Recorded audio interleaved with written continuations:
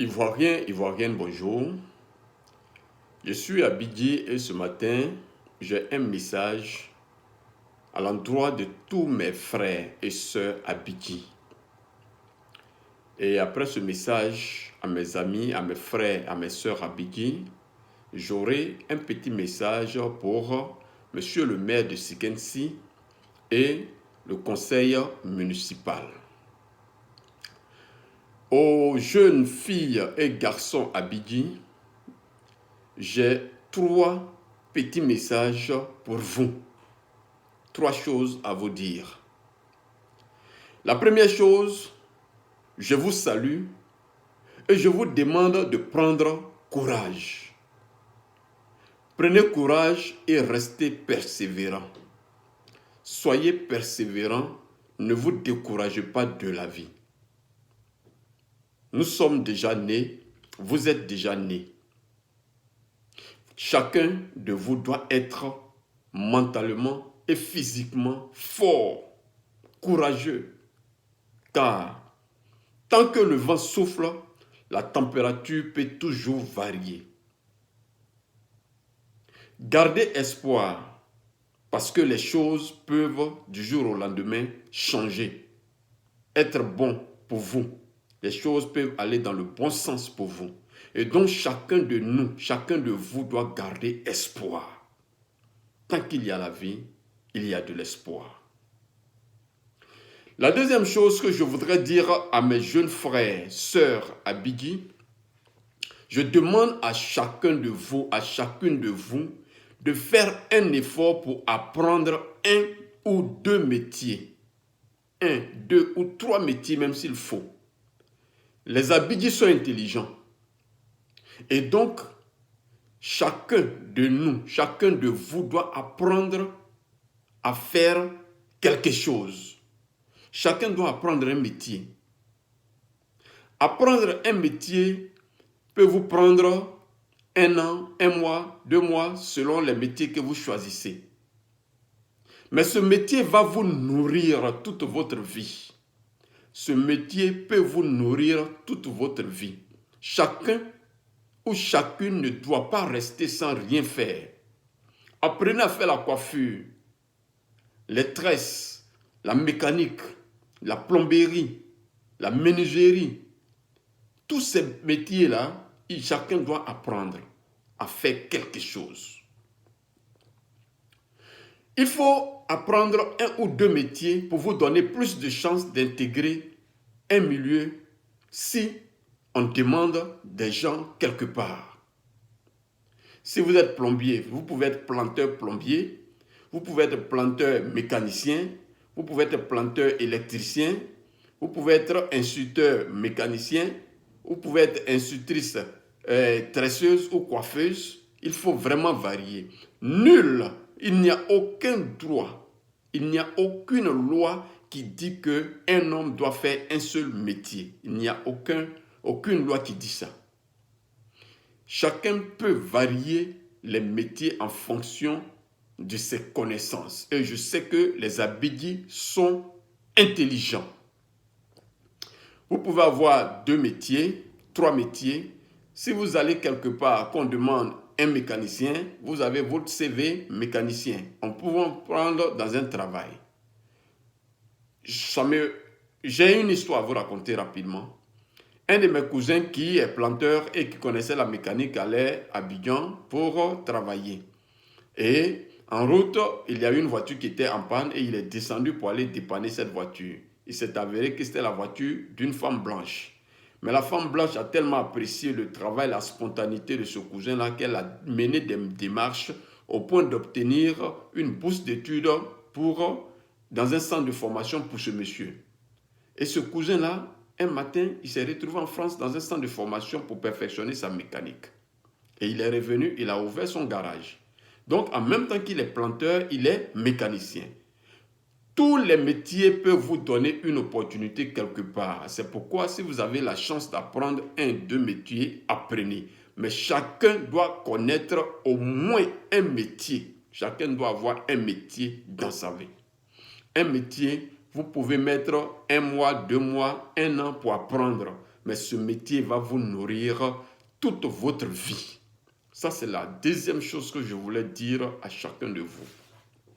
Et la troisième chose que je vais dire à chacun de vous, mes frères Abidji, mes soeurs Abidji, si vous connaissez un métier que ce métier ne vous permet pas de gagner votre vie là où vous êtes, déplacez-vous, voyagez. Allez-y monnayer vos talents ailleurs parce que nul n'est prophète chez soi. Je ne vous dis pas de prendre bateau ou de l'eau pour voyager, aller en France, à Paris. Non, je ne dis pas ça. Je dis, si vous êtes à Sikensi, vous êtes à Yaobo, vous êtes à Ilibou, que vous êtes maçon, vous êtes mécanicien et que ce métier-là ne vous permet pas de gagner votre vie, allez-y à Boisseau, allez-y à Yamé, allez-y à Bongwanou, à Bangourou, cherchez-vous avec votre métier en main. Mais ne voyagez pas sans un métier dans votre main. Si vous avez un métier que ce métier ne vous permet pas d'être, n'est-ce pas, à l'aise là où vous êtes, voyagez. Il n'est pas écrit quelque part qu'on doit naître à Sikensi, mourir pauvre à Sikensi. Non. Chacun a le droit de voyager. Et si vous prenez tous ceux qui sont chrétiens, dans la Bible, il y a Joseph qui est parti en Égypte et qui est devenu un grand dans la cour en Égypte. Tout le monde connaît l'histoire de Joseph. Et donc, voyagez si vous avez un métier. Donc, voici un peu les trois choses que je voudrais dire à mes jeunes frères et sœurs Abidji. La première chose, soyez courageux, gardez toujours espoir, parce qu'on est déjà né. Donc, il faut avancer, il faut faire les choses avec courage et avec persévérance. La deuxième chose, apprenez au moins un métier. Et si vous pouvez apprendre 2, c'est bon. Parce que 2 métiers, 3 métiers, ça vous offre plus de chances d'opportunités. Apprenez. Aucune loi n'interdit quelqu'un d'apprendre 2, 3 métiers. Il n'y a pas de loi qui interdit cela. Donc, chacun doit apprendre 2, 3 métiers si vous pouvez. Faites un effort, mais chacun doit avoir un métier. Ne trouvez pas d'excuses. Ne trouvez pas de justifications à ce que vous ne faites rien. Ce n'est pas normal. Vous devrez faire quelque chose. Vous avez les 10 doigts. Vous avez vos mains. Vous avez vos pieds. Chacun doit. Vous avez la tête. Chacun doit apprendre à faire quelque chose. Quelqu'un doit apprendre à faire quelque chose. Apprendre un métier, ça peut vous prendre 1 mois, 2 mois, 3 mois. Mais ce métier va vous nourrir toute votre vie. Donc, ne restez pas sans rien faire. Et la troisième chose que je voudrais vous dire, si vous connaissez un métier, alors déplacez-vous, voyagez. Si là où vous êtes là, ça ne va pas, il n'est pas écrit quelque part qu'il faut naître quelque part à Sikensi et puis mourir pauvre à Sikensi. Non, vous pouvez vous déplacer, aller faire fortune ailleurs et revenir à Sikensi pour investir. Donc, déplacez-vous si vous avez un métier. Voici un peu les 3 choses que je voulais dire ce matin à mes jeunes frères Abidji. Et à mes jeunes sœurs aussi Abidji. Chacun de nous doit prendre courage. À monsieur le maire de Sikensi et son conseil municipal, j'ai un mot à dire au maire et au conseil municipal. Je vais dire merci déjà pour tout ce qu'ils font pour la jeunesse Abidji. Mais les jeunes Abidji vous ont élu, vous ont voté pour que vous les aidiez en retour. Je sais que vous le faites et je ne suis pas là pour vous dire ce que vous avez à faire ou ce que vous devez faire. Je ne suis pas là pour vous le dire. Mais dans la Bible, il est écrit, Dieu, le Créateur lui-même a dit, j'ai des projets de paix et de bonheur pour vous et non les projets de malheur. Mais ce même Dieu a dit qu'il faut souvent lui rappeler ses promesses. Les promesses qu'il a prévues pour nous, il faut lui rappeler cela par les prières. À travers les prières, on rappelle à Dieu ce qu'il a prévu faire pour nous. Voilà, donc c'est comme ça que vous devez prendre cette vidéo si vous avez cette vidéo.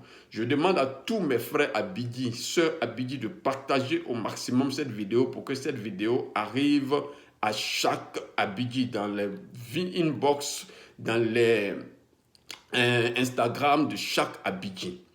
Voilà. Donc nous prions chaque jour pour que nous rappelons à Dieu les promesses qu'il nous a promis.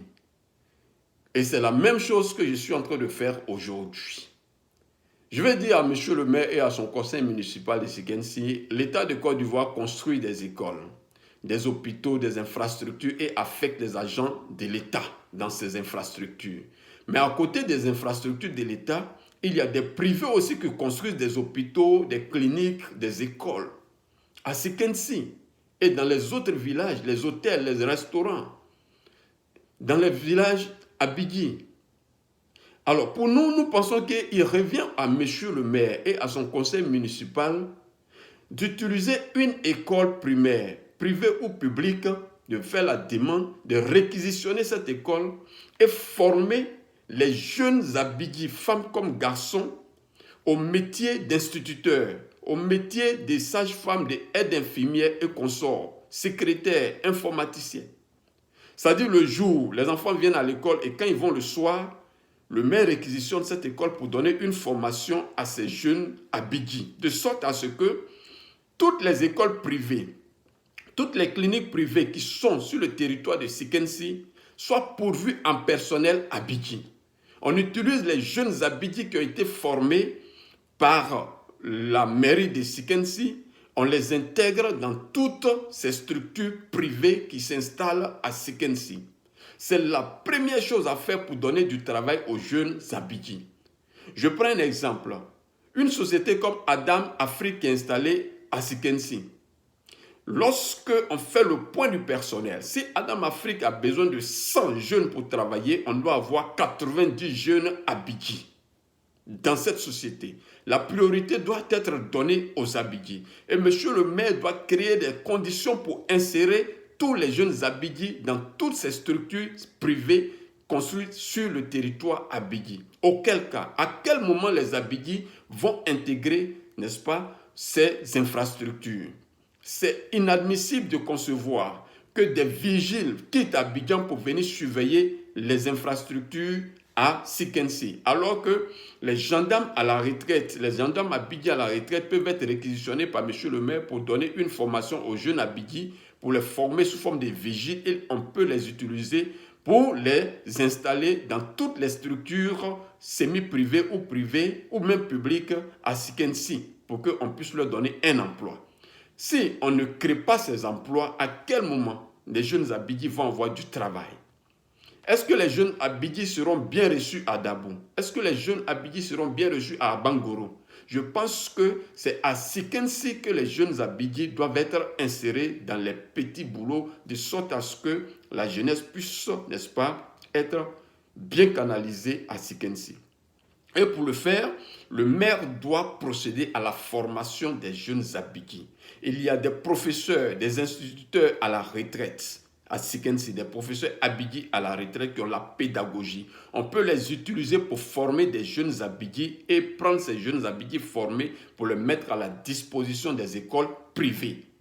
Au lieu que d'attendre que des jeunes viennent d'Abidjan, des jeunes de toutes les ethnies viennent d'Abidjan pour enseigner dans les écoles privées, on peut créer un groupe de jeunes Abidji instituteurs, un groupe de jeunes Abidji infirmiers et sages-femmes ou filles de salle, en tout cas dans tous les domaines. On peut les former et avoir ce groupe-là avec nous de sorte à ce que si un privé quitte quelque part, vient ouvrir une école, une clinique, le personnel est Abidji, ils sont déjà formés sur place et on peut insérer, avec cette manière, on peut insérer les jeunes Abidji dans les structures privées ou semi-privées. Voici donc un peu ce que nous voulons dire au maire et au conseil municipal. Nous disons que c'est à Sikensi que le maire peut utiliser sa force et sa puissance pour insérer les jeunes Abidji. Les autres le font dans les autres circonscriptions. Mais si ce n'est pas fait à Sikensi, à quel moment on va trouver du travail pour les jeunes Abidji? À quel moment où les jeunes Abidji peuvent aller pour être à l'aise pour travailler? Donc nous disons, nous interpellons le conseil municipal et le maire de Sikensi pour réquisitionner une école et former, réquisitionner des gens. Il y a des policiers, des gendarmes qui sont à la retraite, des policiers Abidji, des gendarmes Abidji. Ils peuvent former les jeunes gens pour être vigiles. Il y a les professeurs et les instituteurs qui sont à la retraite. On peut former les instituteurs pour les mettre dans les écoles privées, les professeurs dans les écoles privées. Et monsieur le maire doit faire de sorte à ce que toutes les infrastructures privées qui sont installées à Sikensi et dans tous les villages soient pourvues en personnel enseignant ou en personnel Abidji. Voici un peu notre cri de cœur qu'on voudrait partager avec le maire et le conseil municipal. Nous savons que le maire fait beaucoup pour Sikensi, mais il serait intéressant qu'il ajoute la formation au niveau des jeunes, l'encadrement et l'insertion des jeunes Abidji dans toutes les structures. D'ailleurs, on dit le Gabonais d'abord. Donc, à Sikensi, l'Abidji d'abord. Sur ce, portez-vous bien.